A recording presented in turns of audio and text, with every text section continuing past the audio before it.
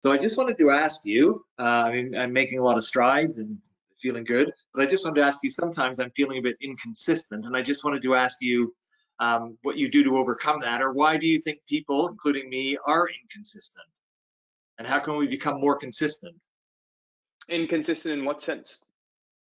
Of where, like, say today I'm doing some LinkedIn reach outs by audio, video. So sometimes like I'm in the flow and I'm banging them out. Other days it's like I should do them, and then it's like, yeah, let me just do something else.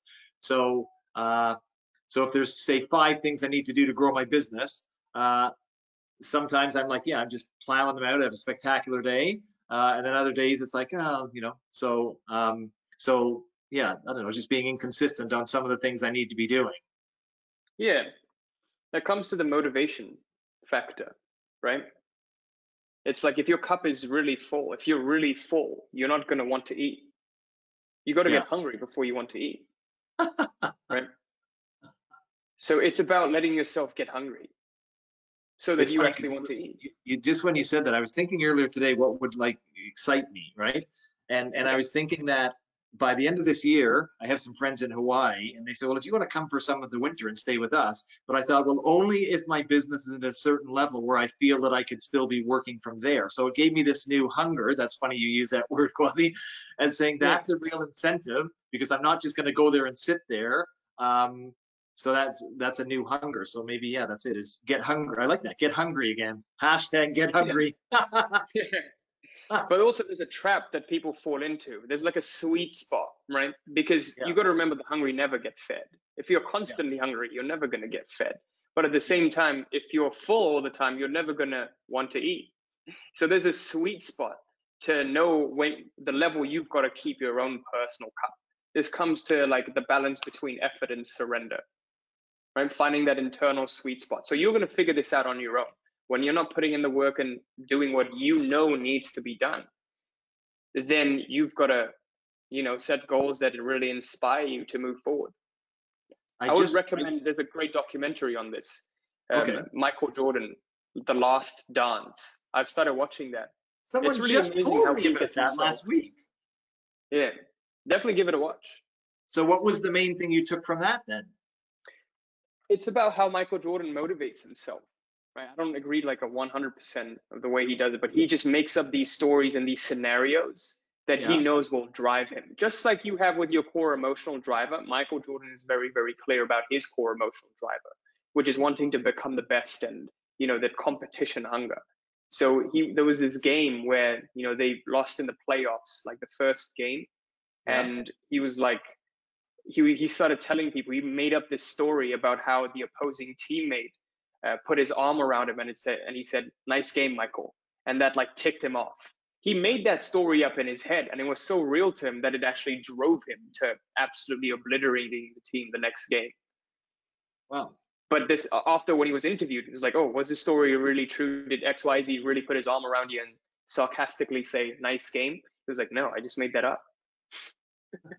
I was reading a book, well, an audio book. It's called something about Your Personality Isn't Permanent by Dr. Benjamin Hardy. And he talks about your future self, right? And then it's just an interesting process. So the same kind of stuff you talk about, right? Your future self. Yeah. But I've just been using, like, I've been coming back and forth on some of your work, and now I'm going back more into it. And I've just started to use like the morning plan and the nightly review. And I find when I do that consistently, I'm much more productive. Awesome. Yeah. Okay, well, that's great. Thanks very much. Absolutely. Right, let's go next to Jonathan. Hey, Jonathan, you're on.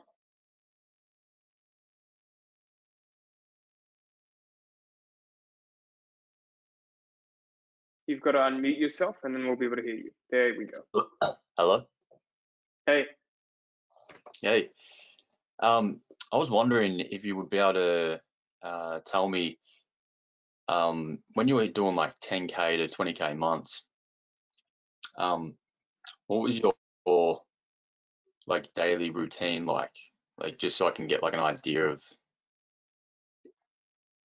if you're comfortable sort of. Yeah, no, absolutely. It pretty much didn't change. It was like, let's see. I'll write it down so it's better for everyone. 7 a.m. No, actually, when I was doing 10 to 20K a month, I was waking up at 5:30, anywhere between 5:30 and 6 a.m. Right? Yeah. I'll wake up then and then do yoga, cold shower yoga, etc. from 6 to 6:30. Cold shower plus yoga. By 7 a.m. I would be at work. And from 7 a.m. to 11 a.m. would be deep work. The most important things that would, like the biggest domino, you've got to tick off so the rest of the dominoes fall off. 11 a.m. to 12 p.m. eat. 12 p.m. was when I would become extroverted and do like calls, client calls, strategy sessions, all of those, right? 12 to 6 p.m. extroverted stuff.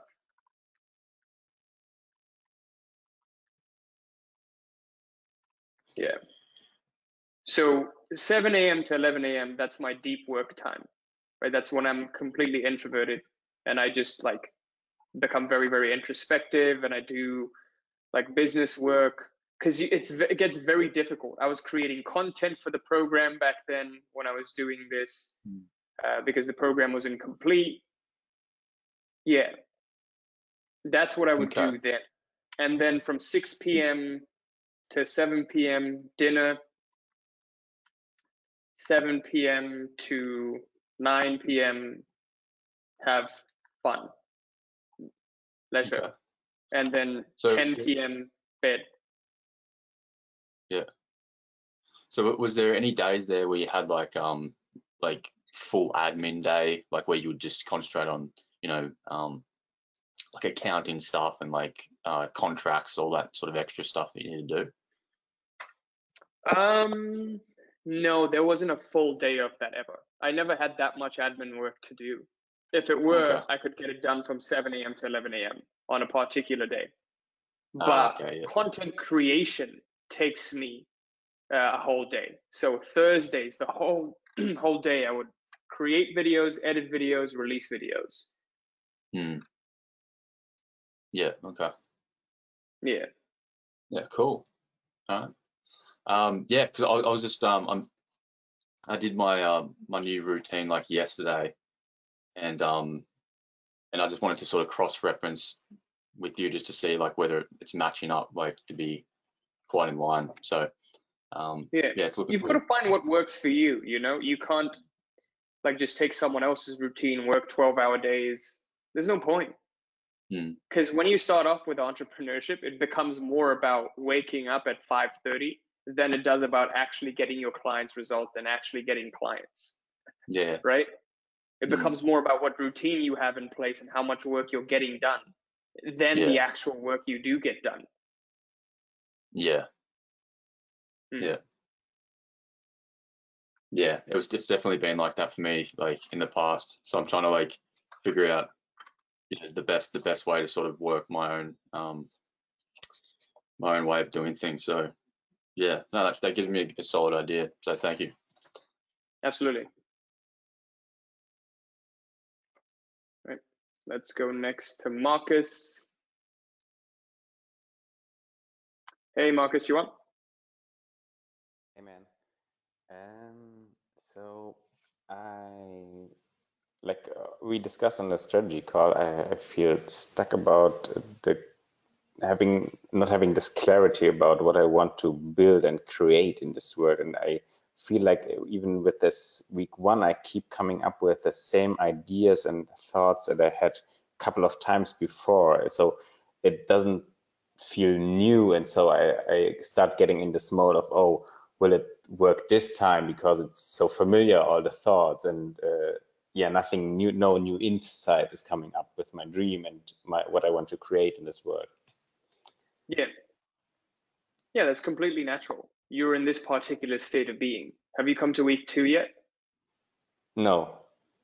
Okay, So once you come to week 2, you're going to find stuff about upgrading your beliefs, right? That's going to give you more insight about how to break out of these current paradigms. Because right now, it's like a thought emotion loop that's happening. You have a particular set of thoughts that produce a certain emotion in your body. And then once you feel those emotions, it leads back into those thoughts. It's like becoming this feedback loop that you just can't break out of. The thing to do is not to resist those thoughts, right? Because a part of you is fighting those thoughts.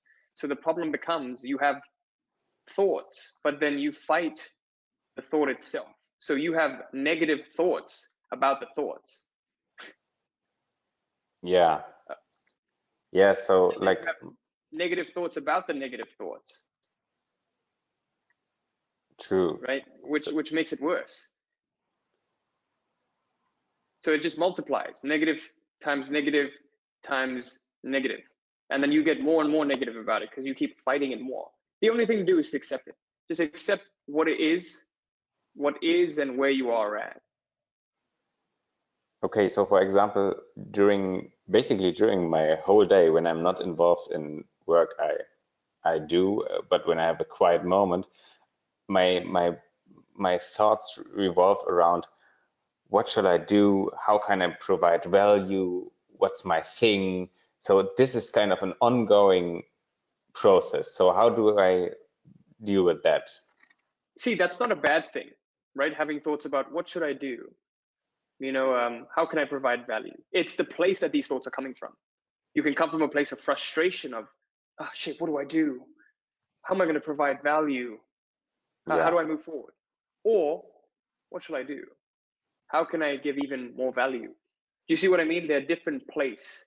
The place that this intention comes from is different. So you've got to get really into your feelings about those. What are your attitudes about these thoughts itself?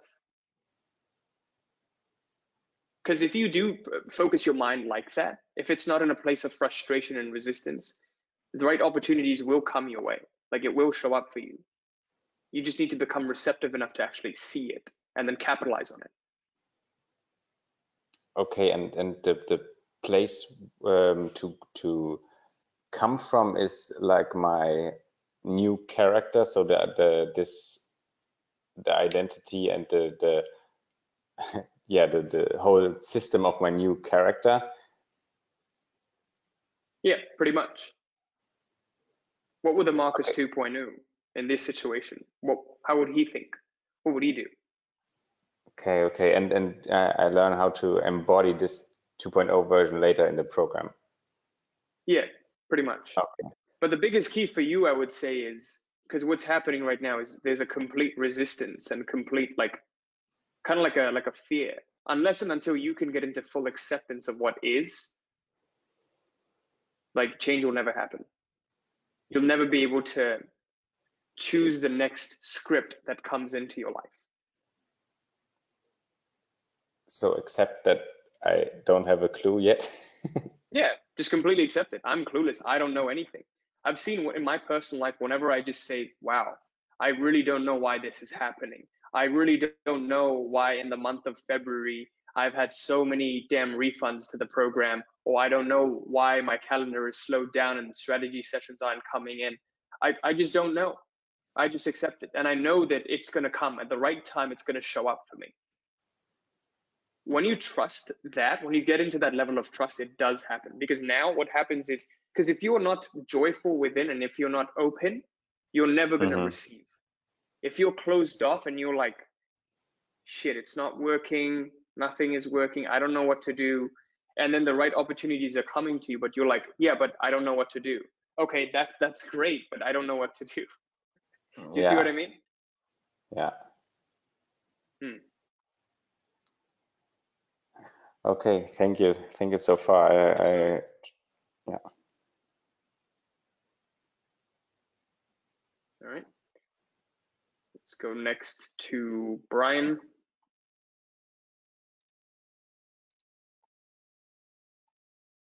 Hey, Brian, you're on. Quaz. Hey, man. What's going on, man? Hey, so first question I want to ask you. So in the self-master guide you mentioned, and in the training you say life doesn't happen to you, life happens through you. So like what I thought before was like life happens for you. So it's like an interesting way you put it. So like what do you mean like through you? You have the choice to determine what the next frame looks like. You're a co-creator. It's not just for and to, it's through. Okay. You Can you work elaborate with on the that? 'Cause, like, world. I'm still trying to grasp onto the concept. Yeah, it's like, you want something and the world will meet you halfway. If it's really what you want, if you make your decision, a firm commitment and a decision to having, life will meet you halfway. Okay. So is it kind of like having faith that it'll happen? No, it's just like, okay, I do what I needed to do and the universe will meet me halfway. Okay. I mean, that's just the concept of it. Got it. Because it's like, let's say you want to get to 10K a month. Mhm. And at the end of the month, you actually hit 11,194 or 9,824. Mhm. Would you be disappointed? No, I'm like, it's close enough.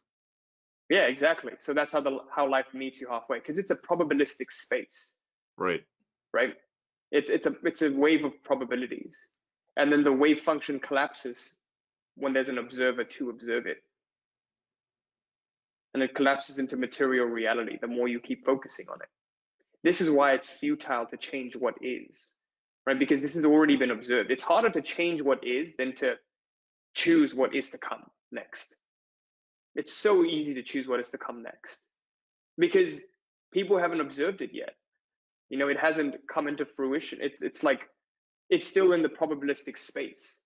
And the more you use your thought and your emotion, which is the qualities of perception, then the more likely it is for it to come to material realization.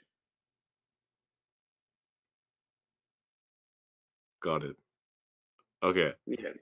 So it's believing that life meets you halfway. So like where, like I know you talk about like effort and surrender, like where do you, I know like you say, you gotta go find your sweet spot, but like what do you need to do to find the sweet spot of, okay, like still put in the work, but also at the same time be okay where I'm at right now? What do you mean? Because I've been having trouble finding the sweet spot. It's like, okay, like I logically get it. Okay, like don't put so much importance on it. But like how do you find that sweet spot for each individual person? Yeah. I know like for different people, I guess it's different. But how do you go find the sweet spot? Experience. Got it. It's like experience. It's the same way you learn how to walk. You've got to fall a couple of times first. Yeah. Whenever you're hitting a wall with your efforts, it's time to lay back. Got it. That's pretty much it. To be honest with you, like from my experience, I haven't seen anyone that needs to like put more effort in. Most of the time, it's people who need to surrender more. Okay. And it And feels even weird if because like people, as you're putting like less effort in, like you're surrendering more, in the back of your mind, you're like, dude, but I need to do more outreach. I need to do more of this, that. yeah, So does it mean that you're hitting a wall and kind of lay back? no, you're hitting an internal wall because you have certain expectations of what you think you need to do. The truth Right. is, you never really even need to lay a finger. You could have what you want without even raising a finger if you could master the intention that way. Sometimes, dude, Yeah. I don't do anything and then results will come. Like I don't mean to That's say so that in weird. a cocky way, but it's like you start to understand all of these things and you start to like let go of the little things. Oh, a client said no to you. Well, they weren't meant to be. No problem. Oh, a client rescheduled and canceled a call. Oh, no problem. Oh, I didn't hit 100K this month. Oh, no problem. And then the next week, everything starts to blow up. Somehow magically things just start to happen. That's so weird. So Yeah. like how do you know, like, okay, how do you know if you need to do like tangible, like physically make some changes in your actions, or just like, oh, it's meant to be? You will know. Like Okay. you'll just know. But in order to know, you've got to get out of your head. Yeah. You've got to stop like thinking about it and really see what feels right. Okay. Intuitively. Mm-hmm. I can tell like people like you and me were very analytical. We Yeah. like to analyze things and we're not intuitive at all. Yeah. So that's why like we just like to think our way out of things. Mm. But most of the time it's about like understanding what you feel about it too. If something's not the right thing for you, you will know. Okay. Yeah. Sweet. Okay. And you also say to don't focus on what you don't want. And focus on what you do want, right? But if it's something that you have to deal on a day-to-day basis, like what you don't want, right? Like if you have to deal with that on a day-to-day basis, how do you make sure that you don't give it an attention? Just by maintaining neutral attention towards it. It depends on what it is, right? Mm-hmm. If it's like, I don't know, a parent hounding at you, it's gonna be hard. The thing to do Right. is like try to get them on the same team as you. Explain to them, look, I'm confident. It'll happen somehow. Mm. If it doesn't work, you've got to leave the home. You've got to Yeah. find your own place. Mm-hmm. Sweet. Okay. Yeah. And you talk about that outer attention is our intention, but not our intention at the same time. So I was having trouble trying to make sense to that. So what does it really mean? Outer intention is the intention that is yours, but it connects you with the world. The plat is a point that's almost connected to you, but it's connected to the world as well. It's the worldly intention. You have a certain path that you are meant to go in. As corny as it sounds, you have a certain path that you're meant to go in. Right? Mm-hmm. Above all others, there was a certain thing you were meant to do. This is why there's the concept, because you can't, like, even with identity shifting, you can't just wave your wand around and have what you want, because those are the things that you think you want, as opposed to the goal that's truly yours. Right? Your own personal goals, what you came onto this earth to experience, onto this worldly realm. If you're connected with that, outer intention will more likely work for you. It'll be less and less effort for you to get to that goal. Like working a 9 to 5 or something. It's not what most people want to do. Some people do. Some people love working for a company and growing it up and taking it to the next level. They get joy out of it. But some people don't want to be stuck to that. They were here to achieve some creative success. They were meant to be this. It's like understanding, if you look at your deathbed, would you really regret what you're doing? Even though you're working so hard every single day, would it have been worth it? If it has, then you're going the right path. Okay. Yeah. Sweet. So outer intention is like the intention that you set, but also at the same time, the world's intention in what you were set out to do. Is that right? Correct. Got it. Okay, that makes sense. Cool. And so I've been trying to be conscious of doing the centering your attention and plat exercises. And first day was kind of chaos because usually I like to empty my mind and like just focus on like the work at hand. But like I'm trying to like consciously to think, okay, what am I doing? Who am I? Like all those things. So can you explain like the purpose behind it and how we should go about this? Yeah. The purpose behind it is to disengage you from the script. Mm-hmm. If you live unconsciously, if you're glued to the script, then life will unfold the way it has been unfolding. Right? Mm-hmm. All of your work and everything and how you've been conditioned to be, you're going to follow that unconscious route. The mechanism to exact change won't be available to you. When you center your attention, you take a step back from the script and you gain the power to determine what the forthcoming script would look like. But if you don't center your attention, you're going to be glued to this script and you're going to follow this script as it unfolds. Got it. So kind of getting caught in like the hamster wheel, just doing the same things over and over Exactly. again. Got it. Yeah. Gotcha. Okay. So by centering your attention and doing the plate exercise, basically, yeah, you're disengaging yourself from it, so you can, from like a third person perspective, you can choose whichever script that you want to go down. Is that right? Correct. Okay, perfect. That makes more sense. And I Choosing know, the script yeah, is the flat visualization. Disengaging from the script is the centering of attention. So first you've got got to it, kill off this old self and then choose who you want to be. got it. So like they go hand in hand. Like first you got to Yeah, disengage, then you choose. Gotcha. exactly. Okay, that makes more sense. And so I know you talk about like frames and scripts a lot in the training, and I think I kind of get it.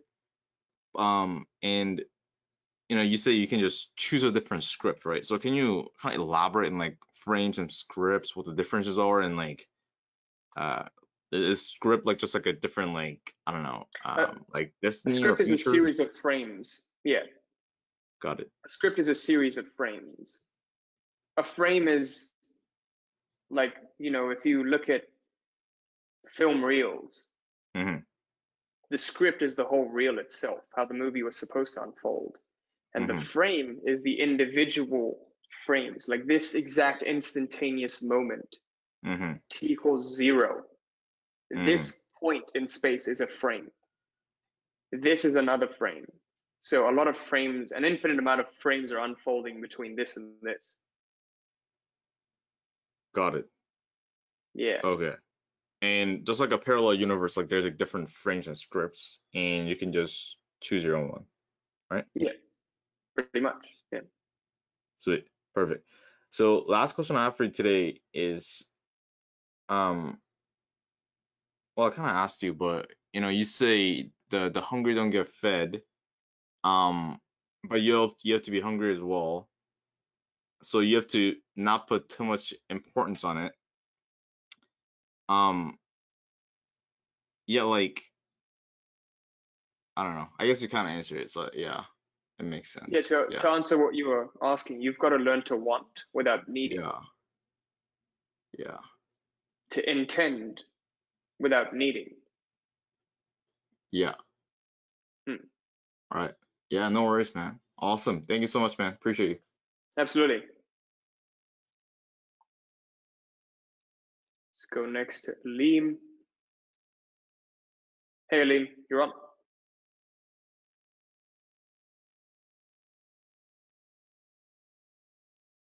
Hey, how you doing?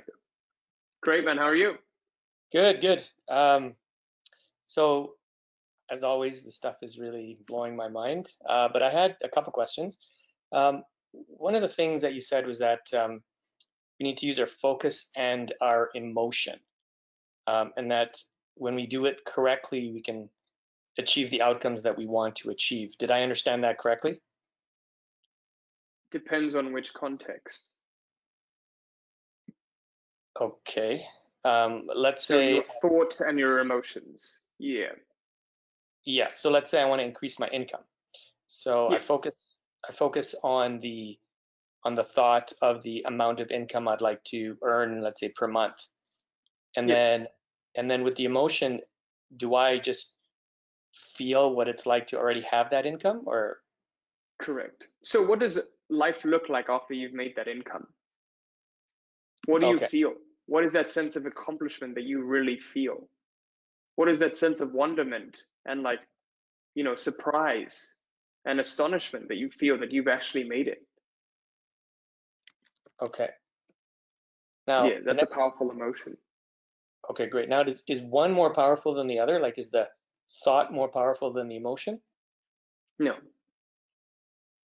The thought is a channel for the emotion. Okay. So the key is really what we're doing is we're harnessing our emotion, and the way we do that is by thinking. So the thought is like the tool. The thought is the tool, and the I guess the emotion is the work of the tool. Exactly. So it's really difficult to say. It's kind of like, is the car more important than the gasoline? Yeah. Because one without the other is no use at all. Yeah. Okay. Yeah. Okay. So that makes sense. And then another part you were talking about, you said that technically, if we're able to control our thoughts and our emotions, we could actually be able to achieve what we want without actually lifting a finger. Correct. So that's, I think that's just confusing for me. So, and I'm just, I'm not trying to be facetious. So are you saying I could just sit on my couch all day, just think about what I want with emotion, and all of a sudden 10 grand will show up? Pretty much.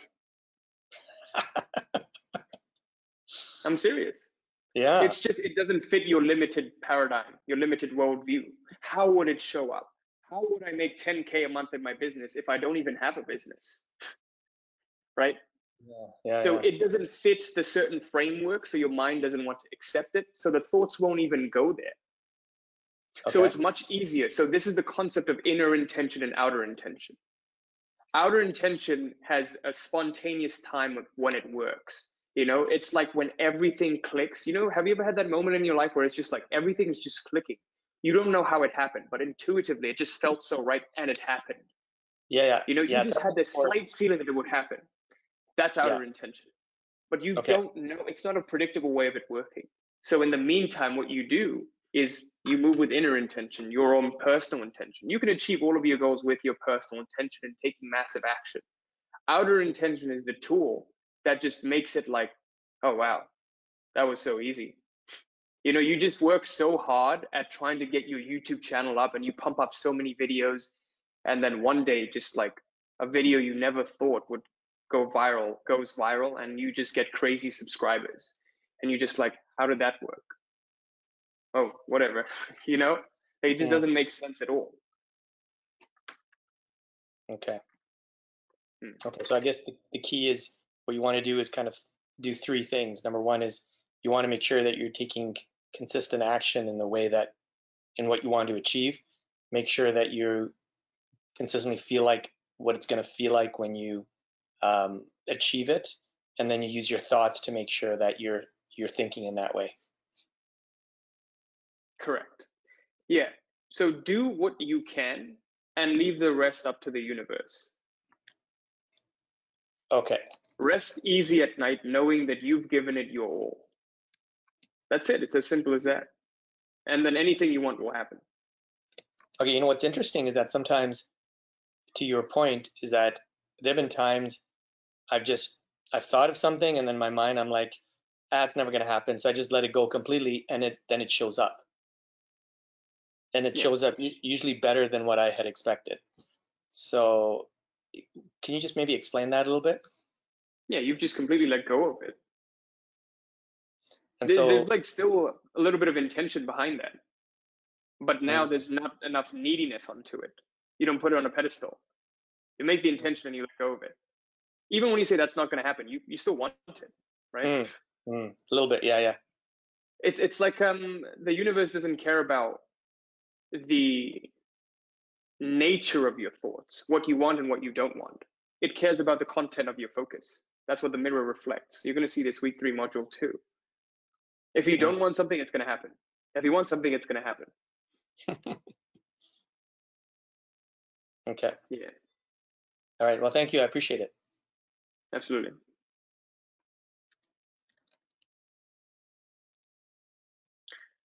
All right, let's go next to Pankaj, and then we will end with Marcus. If there are no other questions after that, we'll end the call here today. Hey, Pankaj, you're on. Hi, how are you? Great, man. How are you? Good. So I had this question. I was like trying to go back to some of your videos on the mind, and yesterday, like for a week or something, what usually I observed with my mind is like some of the things basically don't go your way, and then suddenly you, or we can say as an observer, your mind starts to bring back those thoughts that, oh no, is this like something bad or something of that sort? Is it something happening, whether like I am doing it correctly or not? So that's where I just wanted to check with you, So what exactly we should be doing when basically you know that this is something only happening inside the mind, but it starts feeling you at a much higher level. So what exactly we do? Okay, so what's your question? So that's the main thing. Like maybe like when I was doing the trading, like some trades were what you can say, they didn't went correctly as I expected. Okay, and some of the things, as we know, like we sometimes we get too much overwhelmed with whatever you just mentioned, like giving too much importance to something, like using the plat exercise or something of that sort. And even after that, the things maybe don't go as expected, but then suddenly those surge of emotions or some sort of feeling comes up, whether we are doing it like correctly or not, or we start judgmentalizing ourselves. So what Yeah. exactly we do in this particular thing and not overwhelm us more? Yeah, so when those emotions come, that's when you know you've got to coordinate, right? So in week 4, we talk about letting go and surrendering, which is basically letting them be. Whatever it is, just watch it. Become the silent observer of those. If you feel fear, you observe that and you let it be. You embrace it, because something's trying to get out. If you feel that you are judging something, let yourself even judge. Go ahead and judge it even more. But now you just do it consciously. You see what's happening? It's not that this Yeah. is happening unconsciously. You just let whatever is be instead of trying to interrupt it. And then the energy behind that dissipates. You observe it Okay. with neutral attention. Yeah. So I exactly tried to do that. I mean, I was trying to do that same exercise um, over the weekend, like on Saturday and Sunday. I spent a couple of hours like just observing these things. But then maybe on the third or fourth day, we start to like try to understand whether uh, has it really got dissipated or something of that sort. Sometimes it happens that 3 or 4 days you observe it, but still that feeling doesn't go away. So what exactly should we do? Should we let it be? And this is years and years of conditioning. It's not going to go away in 3 or 4 days. Yeah. It's going to subside and it's going to come back up again. It's going to subside. It's going to come back up again. The key is every time it does come up, you just empty that cup. You just surrender it even more. There's a great book on this. It's called Letting Go by David R. Hawkins. You should Okay. definitely give it a check out. That's where Okay. he talks about this whole mechanism of surrender. I'm going Okay. to write it here.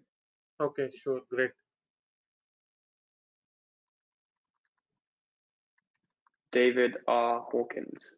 If you are a big Audible person, you can get on Audible or just read it.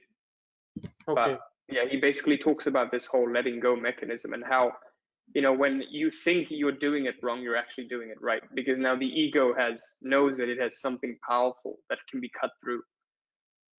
Okay. So it tries to tell you that you're doing something wrong. But it could take weeks, it could take months, even it still comes up. You're undoing a lot of karmic propensity, if you Yes. will. Yes. Okay. Okay. Thank you. Absolutely.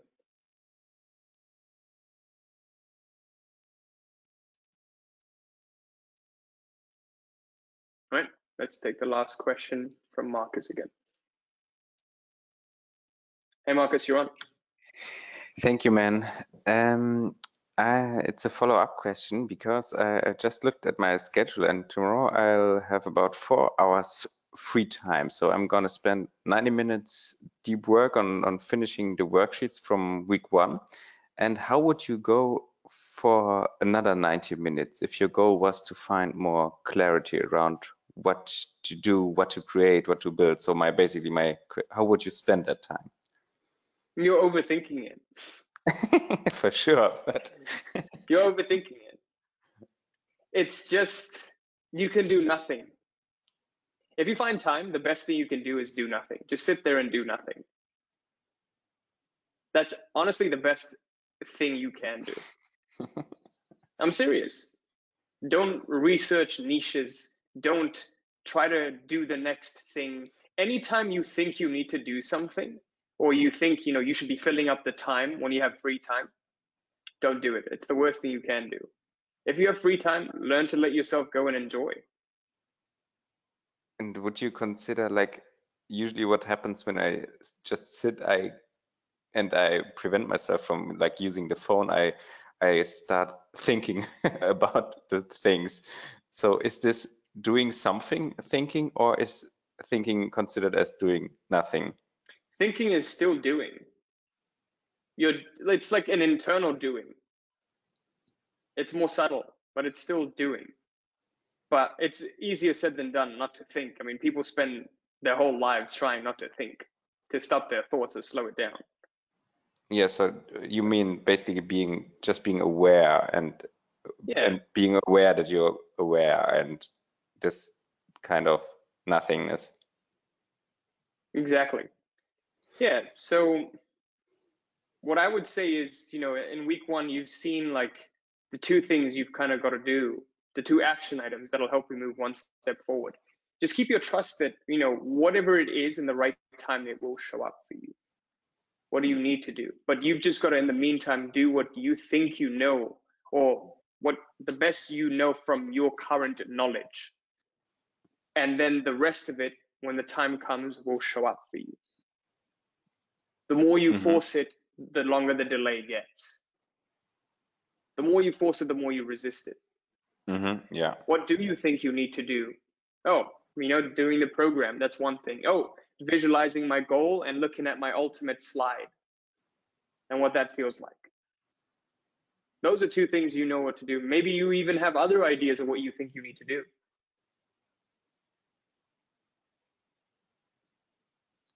Yeah. Okay. And last question. So when I think about the kind of person like my 2.0, I have 2 pictures. The one is like getting up at 5:30, 6 in the morning, and the other one is really comfortable sleeping like 7:30, waking up and spending like 1.5 hour morning routine, and so this kind of tension between those 2 selves I could create. Again, it really doesn't matter what the action is. It's about the attitude. It's the place the action comes from. I can tell you now, I'm doing much better in my business now that I wake up and actually sleep in a little bit more, as opposed to when I was waking up at 5:30. My mood is a lot better. I'm a happier person. I'm much more peaceful. And because of that, life is more frictionless. I don't have to fight with another part of me. That was just a gimmick. Waking up at 5:30 was something I thought I needed to do. There was, again, a lot of importance on that. Oh, I got to wake up at 5:30 or else I'm not the 2.0 self. Yeah, when you said it, it's obvious to me that this idea is kind of like brought to me, not my own, with this 5:30. And yeah, okay, thank you. You've just got to know how to challenge yourself appropriately. If you want to wake up at 5:30, make it a challenge, make it exciting. Like, it should never drain you. You should be excited to do these things. Like 80% of the time, 80 to 90% of the time, you should be excited. Like, the overarching emotion should be excitement. Maybe one day you don't feel the best. Maybe you woke up on the wrong side of the bed. That could happen. But overall, you still feel excited about what you're creating. Yeah. Thanks, man. Absolutely. All right. That's it for today.